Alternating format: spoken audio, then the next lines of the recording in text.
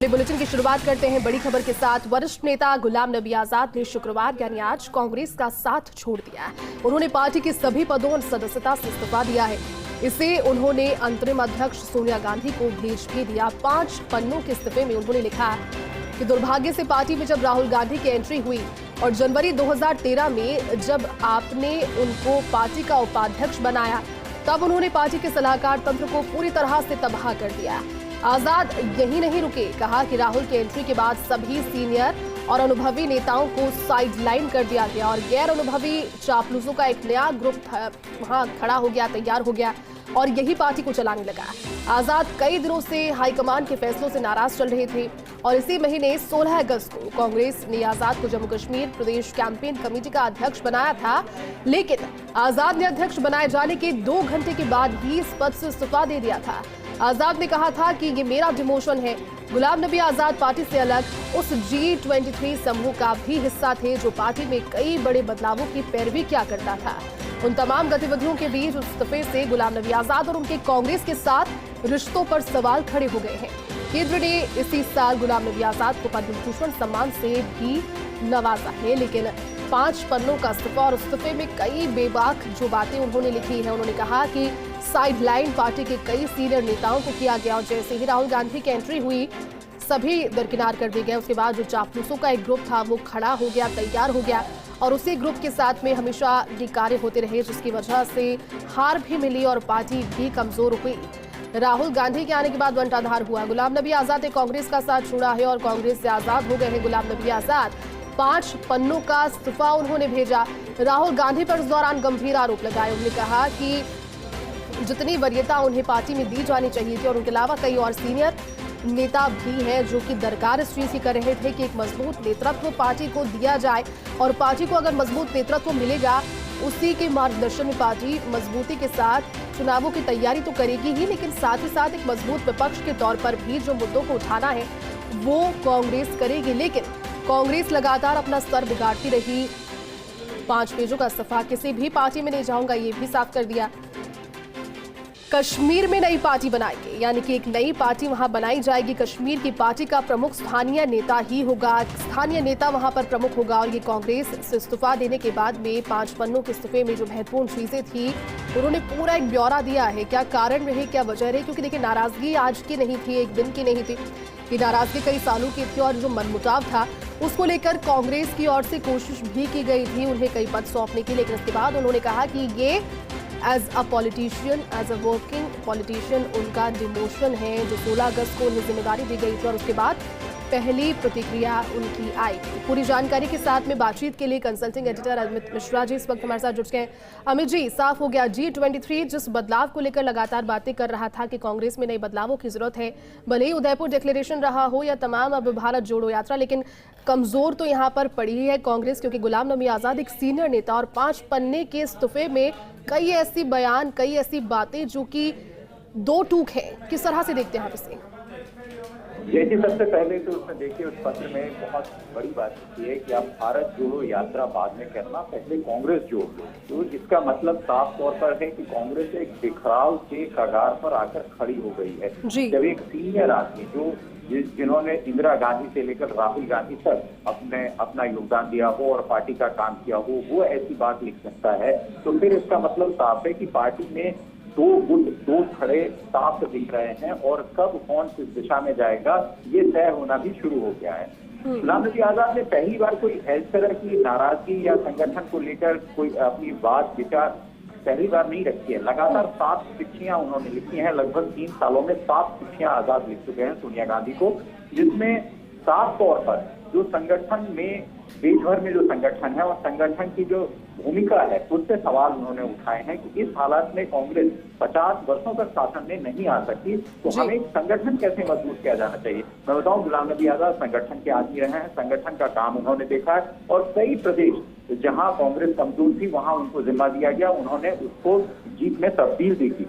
कुल मिलाकर कांग्रेस और गांधी परिवार के बड़े खास माने जाने वाले आजाद आज इस तरह की भाषा लिख रहे हैं, तो निश्चित तौर पर जो बातचीत का एक प्रयास होना चाहिए दोनों पक्षों की तरफ से वो नहीं हुआ और इस कगार पर बात पहुंच गई। अमित जी, उनके इस्तीफे में कई ऐसी बातें हैं जो कि अब डाइजेस्ट नहीं कर पा रहे हैं जो कांग्रेस के लोग हैं। उनका ये कहना कि चापलूसों की एक फौज खड़ी है, राहुल गांधी जब से आए हैं बंटाधार पार्टी का हो गया है।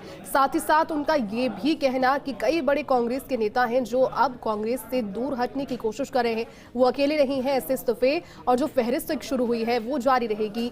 इतनी मुश्किलें खड़ी हो जाएंगी तो किस तरह से पार पाएगी कांग्रेस इससे, क्योंकि अब लगातार ये छोटे चेहरे नहीं हैं, ये लगातार कई सालों से काम कर रहे थे इनके साथ। बिल्कुल, कांग्रेस ने इस चीज गुलाम नबी आजाद के इस्तीफे पर कांग्रेस की जो प्रतिक्रिया है वो जयराम रमेश ने दी, और जयराम रमेश ने कहा कि ये वक्त नहीं था आजाद के इस्तीफे देने का, क्योंकि हम महंगाई और भारत जोड़ो यात्रा कर रहे हैं। राहुल गांधी का एक पुराना वीडियो जो उन्होंने 2020 में एक यूथ कांग्रेस के फंक्शन में दिया था कि जो डर गए वो आजाद है, इस तरह के वीडियो निकाले जा रहे हैं। यानी कांग्रेस और राहुल गांधी का गुट जो है, जो मौजूदा कांग्रेस है, जो इस्तीफा देकर जा रहे हैं, वो तो जा ही रहे हैं। जो मौजूदा कांग्रेस है वो ये चाह रही है कि कॉन्फ्रंट्रेशन, यानी एक तरह से जो आपस में समझौते की बात नहीं होगी, सिर्फ और सिर्फ तकरार की बात होगी, उसको एक्सेप्ट कर रही है। तो पॉलिटिकल सिस्टम में जब तक आप किसी के करीब पहुंचते हैं और बातचीत शुरू नहीं करते हैं तो मसले का हल नहीं निकलता है। इस बात को गांधी परिवार और मौजूदा कांग्रेस नेतृत्व को ये समझना चाहिए कि लगातार गुलाम नबी आजाद तो चलिए पुराने थे, लेकिन ज्योतिरादित्य सिंधिया, सचिन, जितिन प्रसाद, आरपीएन सिंह, सुष्मिता देव, ऐसे नाम हैं जो कांग्रेस नेतृत्व को छोड़कर गए। वो सब राहुल गांधी के करीबी थे। और मौजूदा परिप्रेक्ष्य में बहुत से ऐसे नेता, युवा नेता हैं जो कार्यशैली से नाराज हैं। परसों ही आपने देखा जयवीर शेरगिल एक नेशनल प्रवक्ता थे, उन्होंने इस्तीफा दिया और उन्होंने भी तमाम वैसे ही आरोप लगाए जो उसको विस्तार से आजाद ने लिखा है अपनी चिट्ठी में। तो कुल मिलाकर न युवा आपके साथ खड़े हो रहे हैं, जुट रहे हैं, न बुजुर्ग जुट रहे हैं। तो आपको इस परिप्रेक्ष्य में एक समझौते का रास्ता, एक बीच का रास्ता अपनाना चाहिए और उसको सुनना चाहिए कि आखिर वो कहना क्या चाहते हैं और उनकी बात को एकोमोडेट करना चाहिए। आजाद ने जितनी चिट्ठियां लिखी हैं उन चिट्ठियों में जो संगठन में सुधार के सुझाव थे, वही सुधार कमोबेश प्रशांत किशोर ने दिए थे। तो आजाद ने उसके बाद भी सोनिया गांधी को एक चिट्ठी लिखी थी। ये सारी बातें हमने आपको पहले ही बताई हैं, तो इस पर अमल किया जाए बजाय किसी बाहर के रणनीतिकार को लाकर। तो इस तरह जो खाई थी आजाद और गांधी परिवार के बीच या आजाद और कांग्रेस के शीर्ष नेतृत्व के बीच, वो चौड़ी होती चली गई। बिल्कुल अमित जी, और देखिए कोशिशें लगातार कांग्रेस करती जा रही है इन संकटों से पार पाने की, लेकिन हर बार एक नया संकट सामने आ जाता है। देखना है कि इतने बड़े ये जो एक हर्डल के बाद में किस तरह से फिर से उबरने की कोशिश करती है, ये महत्वपूर्ण रहेगा देखना। बहुत बहुत शुक्रिया अमित जी तमाम जानकारी के लिए। और देखिए इस्तीफे के बाद में प्रतिक्रियाएं भी लगातार आ रही है। मुख्यमंत्री अशोक गहलोत ने गुलाम नबी आजाद के इस्तीफे के बाद में क्या कुछ कहा, आप पहले जरा वो सुनिए। देखिए, संजय गांधी जब थे वो भी किसी बात नहीं मानते थे, ठीक है, उन्हीं के प्रोडक्ट है गुलाम नबी आजाद भी और अन्य नेता भी।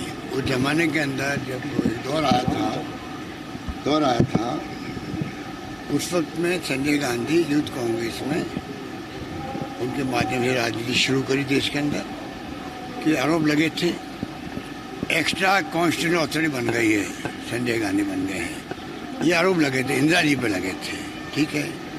उस वक्त की जो प्रोडक्ट है आज जो देख रहे हैं आप देश के अंदर युवाओं को, जो मैं बार बार कहता हूँ, मुख्यमंत्री, पीसीसी प्रेसिडेंट, केंद्रीय मंत्री, एआईसीसी के महामंत्री, 90% वो बने जो संजय गांधी के वक्त में संघर्ष करते थे, सड़कों पर आए थे।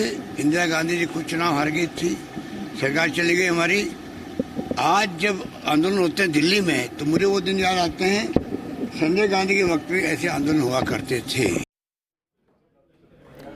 तो देखिए प्रतिक्रियाएं और उसके बाद मुख्यमंत्री अशोक गहलोत का ये कहना कि समझ नहीं पा रहे, इससे सदमे में जरूर है, लेकिन ये मौका नहीं था। गुलाम नबी आजाद को भी जिम्मेदारियां कई निभानी थी। लेकिन ये बड़ी खबर है आज की, क्योंकि